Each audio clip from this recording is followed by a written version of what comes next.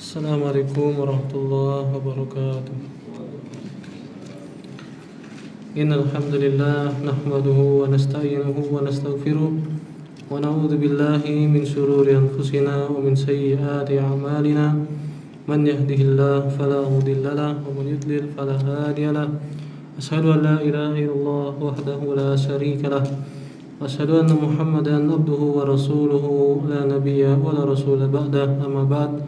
فإن أصدق الحديث كتاب الله وخير الهدي هدي محمد صلى الله عليه وسلم وشر الأمور محدثاتها وكل محدثات بدعة وكل بدعة ضلالة وكل ضلالة في النار. Kaum muslimin rahimani wa rahimakumullah, kembali kita melanjutkan pembahasan Sirah Nabawiyah karya Al-Ustaz Firanda hafizahullahu taala.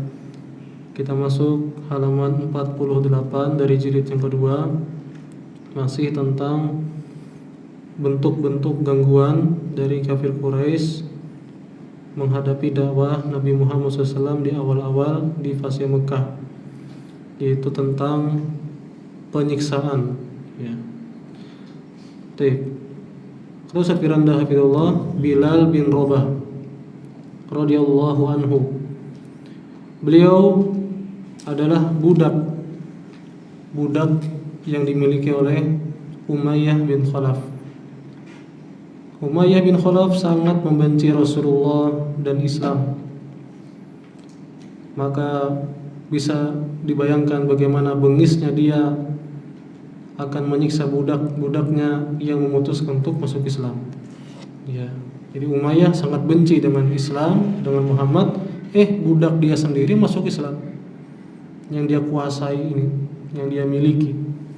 Budak dia yang bernama Bilal masuk Islam. Ya. Umayyah menyiksa Bilal radhiyallahu anhu dengan berbagai macam cara. Di antara bentuk siksaannya adalah dengan membaringkan Bilal radhiyallahu anhu di atas pasir yang sangat panas, lalu meletakkan sebongkah batu yang sangat besar di atas dadanya.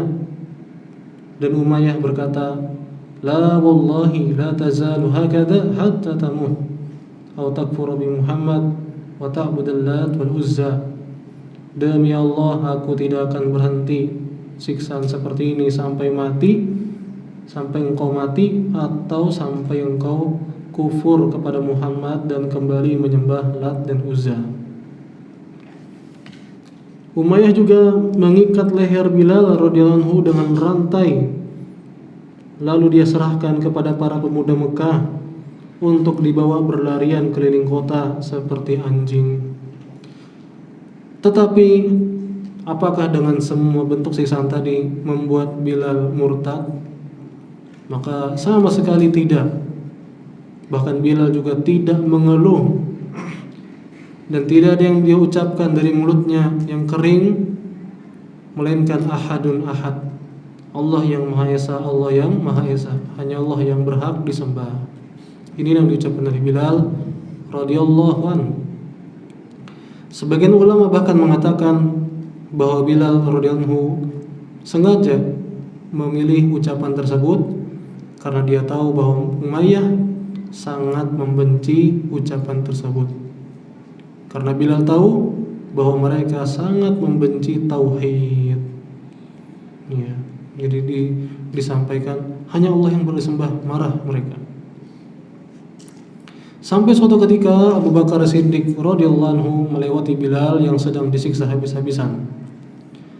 Abu Bakar radhiyallahu anhu pun berkata kepada Umayyah bin Khalaf, yang artinya, wah, ya, hai kamu, tidakkah engkau takut kepada Allah lantaran kekejaman yang kau lakukan kepada orang yang tak berdaya ini? Sampai kapan engkau akan menyiksa seperti ini? Umayyah bin Khalaf berkata, wahai Abu Bakar, justru engkaulah yang telah merusak Bilal. Jika engkau memang kasihan, maka selamatkanlah dia dari apa yang kau lihat ini. Maka Abu Bakar radhiyallahu anhu berkata, baiklah, aku akan menyelamatkannya. Aku memiliki seorang budak berkulit hitam yang lebih kuat dan lebih kekar daripada Bilal ini. dan dia berada di atas agamamu. Aku akan memberikan budak tersebut kepadamu sebagai tebusan Bilal. Maka Umayyah pun setuju, dan akhirnya Bilal pun radhiyallahu anhu dimerdekakan oleh Abu Bakar Siddiq radhiyallahu anhu. Disiksa luar biasa yang dihadapi oleh Bilal, ya, disuruh berbaring di atas pasir yang sangat panas, ya. Habis itu ditaruh batu lagi yang sangat besar, dan batu tentu panas, ya. Tambah lagi tadi diikat lehernya, udah kayak hewan sudah. Subhanallah. Ini bagaimana yang dihadapi oleh Bilal demi apa? Berpegang dengan Islam. Perjuangannya seperti itu. Kemudian keluarga Yasir, ya, di mana mereka ini adalah keluarga budak yang dimiliki oleh Abu Jahal. Yasir radhiyallahu anhu dibunuh oleh Abu Jahal. Istrinya yang bernama Sumayyah radhiyallahu anha juga, beliau pun dibunuh, dan beliau adalah muslimah pertama yang mati syahid. Yang dimana Sumayyah tewas di tangan Abu Jahal, yang dengan cara Abu Jahal menusukkan tombaknya ke kemaluan Sumayyah. Demikian pula sadisnya penyiksaan mereka terhadap para sahabat yang lemah dalam rangka menghentikan tersebarnya Islam, penyebaran Islam. Adapun Ammar, anak dari Yasir dan Sumayyah, ia pun tidak luput dari siksaan yang sangat berat meskipun tidak sampai terbunuh. Suatu ketika Rasulullah SAW melewati keluarga Yasir yang sedang disiksa oleh Abu Jahal. Rasulullah SAW tidak bisa menolong mereka secara langsung, masih lemah keadaannya. Rasulullah hanya bisa berdoa, "Abshiru ala Ammar wa ala Yasir, fa inna maw'idakumul jannah." Kabar gembira untuk kalian wahai keluarga Ammar, keluarga Yasir, sungguh kalian telah dijamin dengan surga. Ya. Kemudian seorang sahabat yang lain bernama Khabbab bin Al-Arad radhiyallahu anhu. Di antara sekian banyak siksaan yang diterima oleh Khabbab demi keislamannya, dia rela menerima berbagai macam siksaan. Di antara siksaannya adalah kaum musyrikin menempelkan batu yang sangat panas ke punggung beliau sehingga hangus daging di punggung beliau sampai berbekas, sampai hangus bahasanya di sini. Abu Layla Al-Kindi rahimahullah mengisahkan bahwa suatu ketika Khabbab radhiyallahu anhu datang menemui Umar bin Al-Khattab radhiyallahu anhu, yang ketika itu Umar sudah menjadi khalifah, Amirul Mukminin. Umar radhiyallahu anhu pun berkata, "Udunu fama ahadun ahaqqu bihadzal majlis minka illa Ammar." Mendekatlah kemari wahai Khabbab, sungguh tidak ada yang lebih berhak untuk duduk di sini daripada engkau kecuali Ammar. Intinya apa? Dia dimuliakan karena terlihat bagaimana perjuangan beliau untuk bertahan sebagai seorang muslim. Ya, dipaksa untuk murtad dengan berbagai macam siksaan, beliau tidak mau. Di antara siksanya tadi, ya, ditempelkan batu yang sangat panas di punggungnya sampai berbekas. Ya. Maka Khabbab pun datang dan memperlihatkan bekas-bekas siksaan orang-orang musyrikin yang ada di punggungnya. Maka demikianlah kerasnya siksaan demi siksaan yang dihadapi oleh Rasulullah SAW dan para sahabatnya di fase awal Islam di Mekah.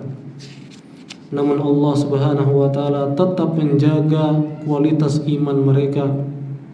Oleh karenanya kita dapati bahwa surah-surah Makkiyah, surah-surah yang turun sebelum hijrah dalam Al-Quran banyak berbicara tentang hari kiamat, tentang surga dan neraka, yang dimana diantara tujuan besarnya adalah sebagai penyubur keimanan para sahabat. Ya, sehingga apa? Siksaan atau kesulitan yang mereka hadapi menjadi ringan. Karena kalau mereka sabar akan ada gantinya di akhirat. Ya. dengan surga. Dan mereka kalau murtad, misalnya diajak murtad kan tadi kan dengan siksaan segala macam disiksa. Kalau murtad keingat neraka, kan disampaikan tentang neraka. Keingat neraka lebih parah daripada ini. Ya. Ini nggak ada apa-apanya. Mending aku bertahan. Ya. Ini perjuangan mereka. Yang luar biasa. Radhiyallahu anhum ajma'in. Mereka disiksa bukan karena duniawi, melainkan mereka disiksa cuma karena beriman kepada Allah Subhanahu wa taala. Allah Subhanahu wa taala berfirman di surah Al-Buruj ayat 8, "Wa ma naqamu minhum illa ay yu'minu billahil azizil hamid." Dan mereka tidaklah mereka menyiksa orang-orang beriman itu melainkan hanya karena mereka beriman kepada Allah yang Maha Perkasa lagi Maha Terpuji. Ya. Jadi mereka nggak ada salah apa-apa. Ya, cuma gara-gara beriman doang disiksa. Demikianlah pertarungan antara tauhid dengan kesyirikan akan terus ada. Maka seseorang tidak boleh lengah akan hal ini. Maka hendaklah dia terus dakwah tauhid. Ya, teruslah mendakwahkan tauhid, mempelajarinya, mengamalkannya dalam kehidupan, menampakkannya, dan mendakwahkannya, menyebarkannya dengan semampunya. Kesyirikan terus merajalela. Betapa banyak orang yang terjerumus ke dalam agama lain dan juga ke dalam kesyirikan. Betapa banyak sekali. Ya, yang murtad dan yang berbuat kesyirikan banyak sekali. Jangan pernah mendengarkan perkataan orang-orang liberal, meskipun mereka punya gelar-gelar kecerdasan gitu ya, profesor, doktor segala macam. Ya, jangan tertipu dengan gelar mereka, dan jangan tertipu dengan retorika atau cara mereka berbicara yang memukau. Yang dimana mereka berkata semua agama sama. Ya, orang-orang liberal berkata semua agama itu sama. Ya, ujungnya ke surga juga dengan caranya masing-masing katanya. Maka alangkah buruknya perkataan mereka menyamakan tauhid dengan kesyirikan. Sangat buruk sekali. Sangat busuk sekali. Ya. Bagaimana mungkin para sahabat radhiyallahu anhum yang dimana mereka sampai-sampai mengorbankan nyawa dan harta demi tauhid, sementara orang-orang liberal dengan mudahnya berkata tauhid sama dengan syirik. Ya, semua agama sama gitu ya. Semua mengantarkan ke surga. Ya, mengucapkan selamat kepada hari rayanya mereka, orang-orang kafir. Maka naudzubillah. Di Indonesia ada istilah toleransi, yang dimana semua agama dipersilahkan melakukan ritual agamanya masing-masing. Namun toleransi, ya sebagaimana yang sering kita sampaikan, toleransi bukan kolaborasi. Toleransi bukan berarti kita pun ikut acara mereka, bukan artinya kita mengucapkan selamat juga akan hari raya mereka. Betapa banyak perkataan yang ringan di lisan namun sangat berat dosanya di sisi Allah. Orang-orang Nasrani dikafirkan oleh Allah bukan karena mereka membunuh, ya, bukan karena mereka merampok, tetapi karena mereka salah dalam hal akidah. Allah sebutkan dalam Al-Quran tentang kesalahan mereka yang sangat fatal di surah Al-Maidah ayat 72. Allah Subhanahu wa taala berfirman, "Laqad kafara alladziina qalu innallaha huwal masiih ibnu Maryam wa qala al-masiih ya bani Israil u'budullaha rabbi wa rabbakum innahu man yusyrik billah faqad harramallahu 'alaihi al-jannah wa ma'wahu an-nar wa ma lidh-dhalimin min ansar." Sungguh telah kafir orang-orang yang berkata bahwasanya Allah adalah Al-Masih putra Maryam.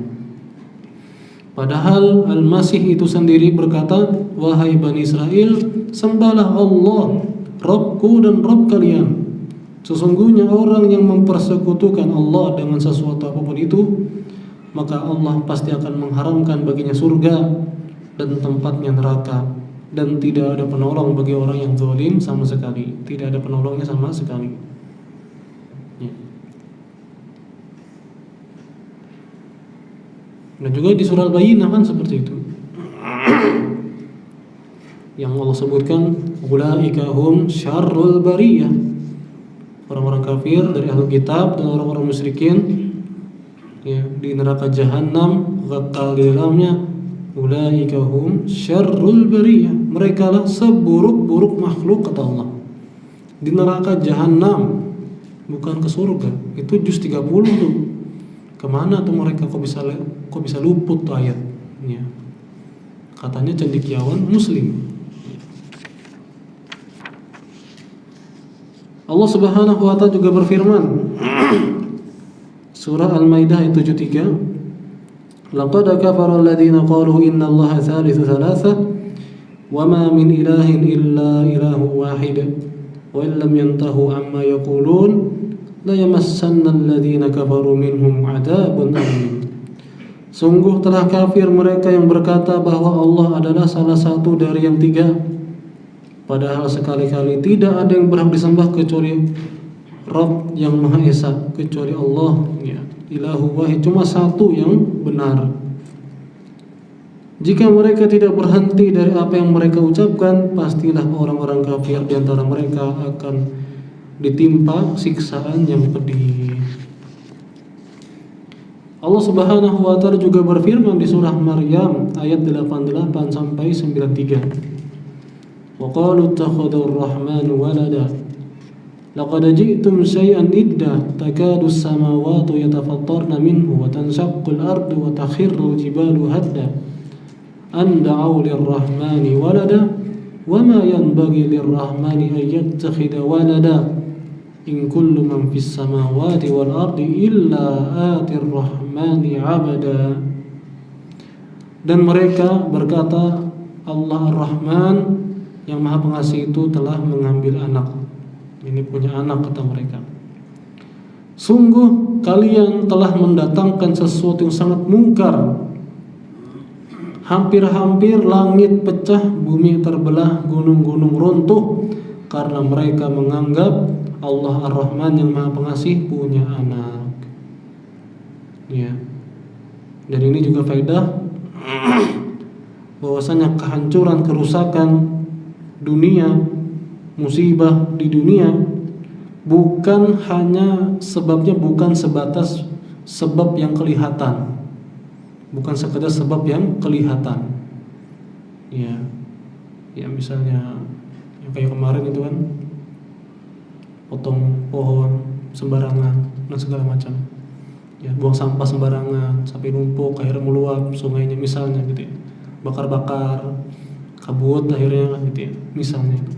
Hal yang nampak, tidak hanya itu aja sebab musibah, tapi ada yang jauh lebih besar, yang lebih parah, yaitu perkara yang tidak kelihatan, yaitu perkara keyakinan. Nah, di sini misalnya tentang menganggap Allah punya anak. Ya.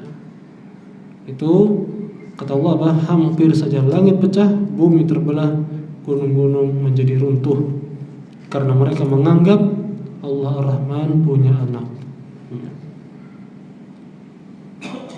Dan Al-Quran juga disebutkan ayat yang lainnya.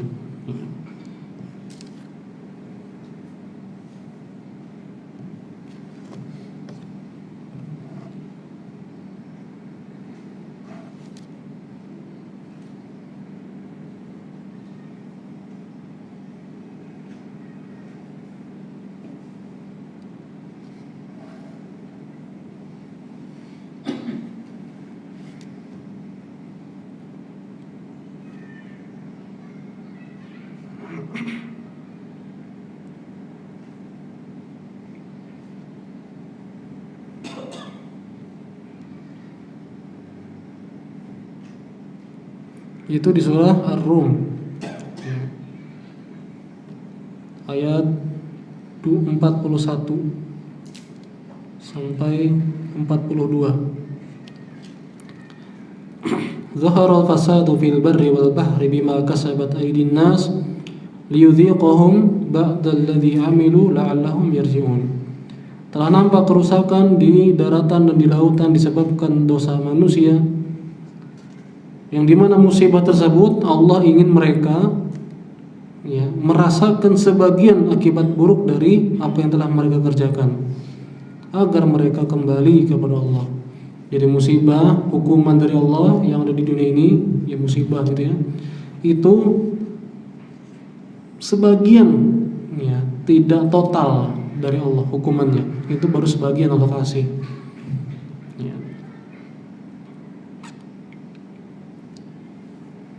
Qul siru, di ayat 45, Qul siru fil ardi fanzuru kaifa kana aqibatul ladzina min qabl kana aktsaruhum musyrikin. Katakanlah, adakanlah perjalanan, ya, berjalanlah di penjuru bumi untuk merenungkan dan mengambil pelajaran. Lalu lihatlah bagaimana akhir cerita umat-umat terdahulu yang mendustakan kebenaran, seperti kaum Nuh, 'Ad dan Tsamud. Ya. Kata Allah apa? Kana aktsaruhum musyrikin, kebanyakan mereka adalah orang-orang musyrik. Ya. Maka ini sebab yang paling parah yang mendatangkan bala musibah, yaitu kesyirikan.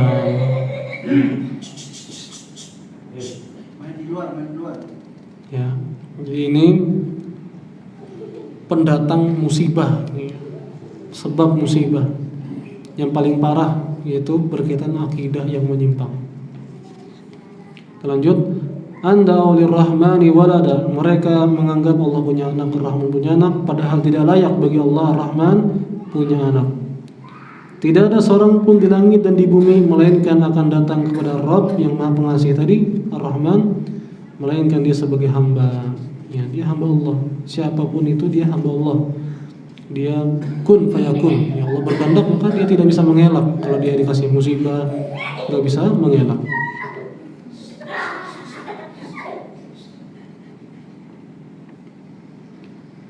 Maka bagaimana bisa seorang hamba dikatakan sebagai Tuhan? Ya. Abdun la yu'bad, namanya hamba, bukan disembah. Sekali lagi, bagaimana seorang hamba kok dikatakan Tuhan? Berbulan-bulan berada di perut ibunya, kemudian lahir jadi Tuhan. Dia tidak pernah menciptakan apa-apa, kok dikatakan sebagai Tuhan? Lantas kok kita ikut-ikutan mengatakan selamat Natal, padahal makna dari ucapan selamat itu adalah selamat hari Isa menjadi Tuhan. Na'udzubillah. Ketahuilah bahwa mereka, para sahabat yang disiksa, bukan orang-orang berdosa, namun mereka adalah manusia suci yang mengharap kebaikan. Ya, mereka punya iman, punya kebaikan yang besar, punya hati yang bersih. Ya, namanya manusia, selain para nabi tidak masuk. Kalau dicari-cari ketergelinciran sahabat, bahkan ada aja ketergelincirannya, kesalahan ada, tapi ketutup kesalahan mereka, kekurangan mereka ketutup sama kebaikan mereka yang luar biasa besarnya. Ya. Para sahabat mereka mengharapkan kebaikan untuk diri mereka sendiri, untuk kita dan seluruh manusia yang ada di muka bumi ini. Jadi mereka ya berkorban bukan hanya demi diri mereka saja untuk selamat dari neraka, tapi untuk keselamatan kita juga agar masuk surga, agar kita dapat ilmu, agar ilmu tetap lanjut estafetnya, tidak berhenti sampai mereka saja. Dan lihat perjuangannya, hanya demi ilmu itu lanjut, perjuangannya demikian, taruhannya nyawa. Ya. Radhiyallahu anhum ajmain. Mereka adalah orang-orang soleh yang hanya ingin beribadah kepada Allah semata.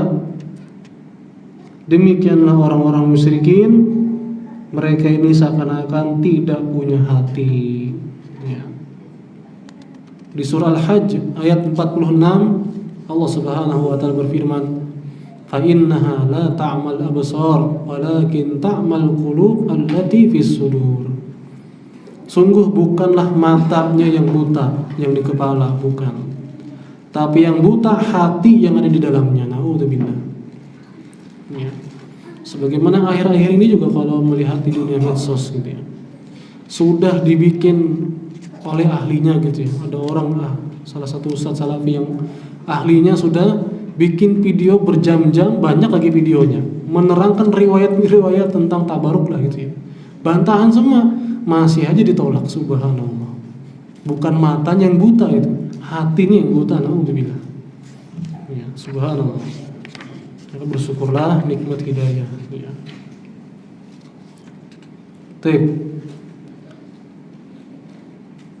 Maka itulah ya, selesai tentang usaha-usaha mereka orang-orang kafir dalam memerangi Islam. Sekarang judul di sini kisah pembesar Quraisy yang diam-diam mendengarkan bacaan Al-Quran. Pada penyampaian sebelumnya telah kita sebutkan tentang betapa kejinya sikap-sikap orang kafir Quraisy kepada kaum muslimin. Namun bersamaan dengan itu, ternyata ada pula momen-momen yang mengherankan dan mencengangkan dari mereka. Hal yang mengherankan, seperti momen ketika para pembesar kafir Quraisy ternyata diam-diam menikmati keindahan lantunan Al-Quran dan merasakannya menjalar ke dalam hati-hati mereka. Dalam sebuah riwayat yang dibawakan oleh Ibnu Ishaq rahimahullah, disebutkan bahwa suatu ketika 3 orang pembesar Quraisy, Abu Sufyan, Abu Jahal, dan Al-Akhnas bin Suraik, 3 orang ini dan 3 orang ini 3 tokoh kafir Quraisy, diam-diam keluar di malam hari dari rumah mereka ke rumah Rasulullah Sallallahu Alaihi Wasallam untuk mendengarkan bacaan Nabi SAW yang lagi sholat malam. Dan ternyata 3 orang ini masing-masing mereka tidak saling mengetahui kalau yang lainnya kayak dia juga. Mereka nggak janjian, masing-masing kepo dan nggak tahu kalau kawannya pun ikut kepo juga. Ya, karena mereka posisinya beda-beda. Ya. Semalam penuh mereka berdiam di sana untuk mendengarkan bacaan Rasulullah, bacaan Quran Rasulullah SAW. Sampai akhirnya mereka pergi ketika fajar telah terbit.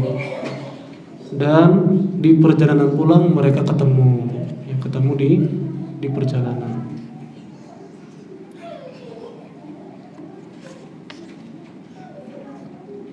Salah seorang di antara mereka berkata, "Janganlah kalian mengulangi perbuatan tersebut, sebab jika salah seorang yang pendek akalnya menyaksikan kalian melakukan hal itu, pastilah ia akan membekas pada dirinya."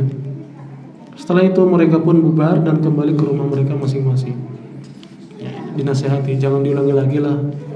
Kita ini tokoh, gitu ya. Kalau kelihatan sama yang awam, ngikutnya kan. Jaga wibawa, gitu ya. Kita ini kan gengsi, kita menghormati Muhammad, gitu ya.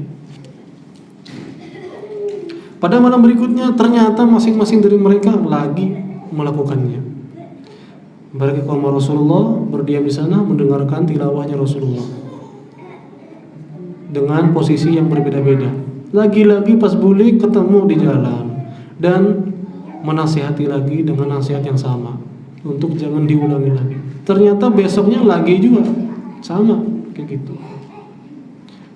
Di pagi harinya Al-Akhnas mendatangi Abu Sufyan di rumahnya. Al-Akhnas, salah satu 3 orang ini, mendatangi Abu Sufyan di rumahnya Abu Sufyan. Sampai di sana ia pun bertanya kepada Abu Sufyan, "Wahai Abu Hanzalah, bagaimana pendapatmu tentang apa yang kau dengar dari Muhammad?" Abu Sufyan pun menjawab, "Wahai Abu Tha'labah, demi Allah aku telah mendengar sesuatu yang aku tahu dan aku pun tahu maksudnya. Aku juga mendengar sesuatu yang aku tahu, namun aku tidak mengetahui apa maksudnya." Al-Akhnas berkata, "Demi Allah, aku pun juga merasakan hal yang sama." Al-Akhnas kemudian pergi menemui Abu Jahal dan menanyakan pertanyaan yang sama kepada Abu Sufyan tadi. Dan Abu Jahal berkata, memangnya apa yang telah aku dengar? Selama ini kita telah saling bersaing dengan Bani Abdul Manaf.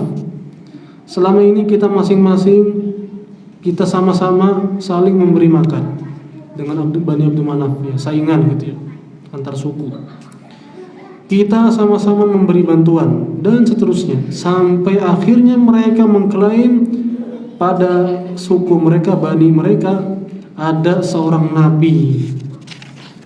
Sungguh demi Allah, ya, aku tidak akan beriman kepadanya, dan sungguh aku tidak akan membenarkannya selamanya. Al-Akhnas kemudian pergi meninggalkan Abu Jahal. Di sini Abu Jahal gengsi dia. Ya.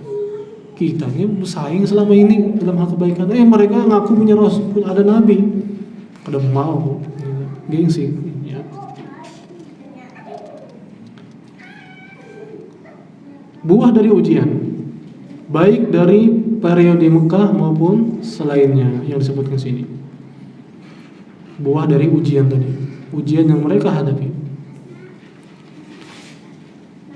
Apa yang terjadi di periode Mekah bukanlah hal yang aneh. Sebab yang namanya perang antara kebenaran dan kebatilan itu sunnatullah, sesuatu yang pasti akan terjadi. Seluruh orang-orang beriman secara umum dan setiap individu orang beriman secara khusus, pastilah dia menghadapi ujian, mengalami ujian tanpa terkecuali. Ya, ujian itu pasti sudah. Allah Subhanahu wa taala berfirman di surah Al-Ankabut ayat 2, ahasiban nasu ayyutraku an yaqulu amanna wa hum la yuftanun. Apakah mereka itu mengira bahwa mereka dibiarkan saja untuk berkata kami telah beriman kemudian tidak diuji? Maka ujian adalah kepastian bagi umat manusia. Ujian itu pasti sudah. Cobaan hidup itu pasti. Siapapun itu, orang beriman, kafir, dapat pasti sudah. Ya. Dan orang beriman atau orang yang punya ilmu, mereka punya cara menyikapinya, ya. Dan berpahala kan kalau benar, sabar, ridho, dan seterusnya. Ujian adalah kepastian bagi umat manusia, yang dengannya akan tercapai 3 perkara penting dengan ujian tersebut. Yang pertama, pemurnian, ya. Yang kedua, pendidikan, dan yang ketiga, pensucian. Yang pertama, pemurnian. Dengan ujian akan ada pemurnian pada barisan kaum muslimin, sehingga kelihatan mana yang cuma ngaku-ngaku sebagai muslim, mana yang beneran muslim, ya. Maka dengan ujian demi ujian, maka akan terlihat, terfilter mana yang benar-benar jujur keislamannya dan mana yang munafik. Di surah Al-Ankabut ayat 3, fala ya'lamanna Allahu alladhina shadaqu wa la ya'lamanna al-kadhibin. Sungguh Allah mengetahui orang-orang yang benar, dan sungguh Allah mengetahui orang-orang yang dusta. Jadi Allah tampakkan mana yang jujur, mana yang dusta. Pelajaran yang kedua dari ujian adalah pendidikan, ya. Allah Subhanahu wa taala menghendaki kejayaan dan kepemimpinan bagi umat Islam di atas muka bumi ini. Dan kepemimpinan memerlukan individu manusia yang tidak akan goyah ketika diterpa badai, kuat mental, ya. Yang namanya pemimpin harus siap mental, tidak mudah goyah ketika ada badai, musibah, ujian besar. Oleh karena itu Allah menetapkan ujian atas mereka sebagai program pendidikan yang bertahap. Setiap melewati satu ujian, maka level keimanan dan keyakinan seorang beriman kepada Allah akan semakin kokoh dan bertambah, ya. Makanya kalau kita lihat para asatid senior, sepuh gitu ya, ketika kita yang baru-baru, ya, istilahnya alhamdulillah dapat hidayah, masih baru-baru, kemudian mendapatkan sebuah ujian, cobaan, kita langsung wah berat. Tapi ketika kita sampaikan ke mereka, zaman kami dulu lebih ngeri lagi. Buat ini kami nyaman aja masih. Sehingga ini kuat mental, gitu ya. Pelajaran ketiga, pensucian, yaitu pensucian dari dosa dan kesalahan. Terkadang Allah menghendaki derajat yang tinggi bagi seorang hamba, namun Allah juga tahu bahwa amalnya tidak akan bisa mengangkatnya untuk mencapai derajat tersebut. Maka Allah pun mengujinya di dunia. Ya, jadi ada faedahnya ketika seorang diuji agar derajatnya naik di akhirat. Maka Allah pun mengujinya di dunia. Allah berikan taufik kepadanya untuk bersabar menghadapi ujian tersebut, sehingga dengan sebab tersebut, dengan sebab dia bersabar menghadapi ujian, akhirnya derajatnya terus naik, terus terangkat. Rasulullah SAW bersabda, "Ma yusibul muslima min nasbin wala wasabin wala hammin wala husnin wala adan wala gham hatta sawkah yusakuha illa kaffarallahu biha min khotaya." Tidaklah seorang muslim ditimpa suatu musibah, baik lelah, sakit, khawatir, sedih, gangguan, gelisah, bahkan duri kecil yang melukainya, melainkan dengannya Allah akan mengampuni dosa-dosanya, walaupun tertusuk duri kecil. Ya, kalau disikapi dengan baik, maka akan menghapuskan dosa-dosa. Ya. Kalau duri kecil saja demikian, bagaimana dengan yang lebih besar dari itu? Dipukul, dicambuk, disiksa, bahkan kematian fisabilillah. Ya. Apalagi ya ujian tadi yang sudah kita bacakan, bagaimana ujian yang dihadapi khususnya oleh para sahabat radhiyallahu anhum di fase Mekah, di awal-awal dakwah Islam, ujian yang luar biasa, sehingga tentu ya Allah akan kasih mereka balasan kenikmatan yang sangat besar sekali. Radhiyallahu anhum ajma'in. Dan demikian kita bawakan ya. Semoga Allah Subhanahu wa taala selalu memberi kita ilmu yang bermanfaat dan pertolongan untuk dapat mengamalkannya, dan semoga Allah Subhanahu wa taala memudahkan segala urusan kita di dunia dan di akhirat, dan semoga Allah Subhanahu wa taala mengampuni dosa-dosa kita dan menerima segala amal ibadah kita. Subhanakallahumma bihamdik, asyhadu an la ilaha illa anta, astaghfiruka wa atubu ilaik. Wassalamualaikum warahmatullahi wabarakatuh.